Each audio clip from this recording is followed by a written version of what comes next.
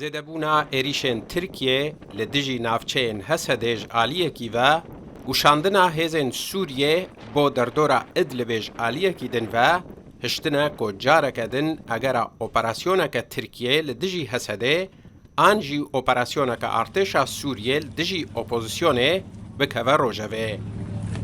Ji bihtirî 10 hefteyan ve rojane Tirkiye pêgehên Hesedê li cihên cuda tobaran dike û hin caran jî bi dronan êrişên ezmanî encam dide. Lê heta niha tu pêşketinên bejahî nehatine kirin. Qasım El-Xetîb ku serkirdeyekî opozisyonê ye û endamê komîteya piçûk a destûrê ye, ji tora medyayî ya Rûdawê re ragihand ku ew dûr dibîne şerekî nû li navçeyê hebe. طبعا هناك استقطابات جديدة وهناك اصطفافات. بێگومان هەفپەیمانی و جێهگرتنێن نو دروست دبن پشتی شەڕێ ئۆکراینە لێ حتا نەها زەلال نەبوونە ji aliyên ku piştevaniyê li ser erdê dikin.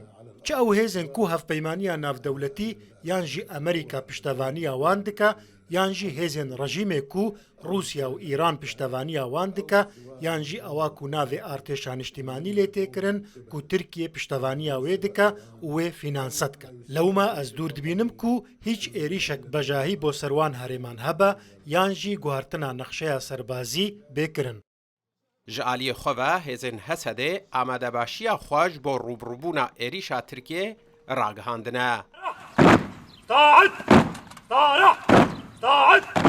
Nûrî El-Xelîl ku fermandarekî encûmena serbazî ya Dêrezorê ye, di dema derçûna xoleke nû ya hêzên Hesedê de got ew amade ne şerê Tirkiye bikin. قد تعلموا من الدروس السياسية والعسكرية. ام هیوی دکن کو حواله ما جوانین سیاسی و سربازی فیر بوبن وان و گوهزن ناوند فوج و لیواین خوا وان و گوهزن انین شر لدیجی داگیرکاریا ترکیه یا چتایا کو آخامه داگیر دکه ام جوی جهی جیره دبیجن کو ام همو رونیا شهیدانن لدیجی وی داگیرکاریه و ام جوی جهی شر و بکن ضد هذا الاحتلال وسنقاتلكم من هذا المكان. Tirkiye gefên xwe bi bihaneya kuştina polîsên xwe dike. Hêzên Rizgariya Efrînê parça vîdyoyek belav kiribûn û tê de gotibûn ku roja 22 Nîsanê wan operasyonek li dijî hêzên Tirkiye li Maricê li nêzik Ezazê kirine û di encamê de 10 polîsên Tirk hatine kuştin û 6 jî birîndar bûne.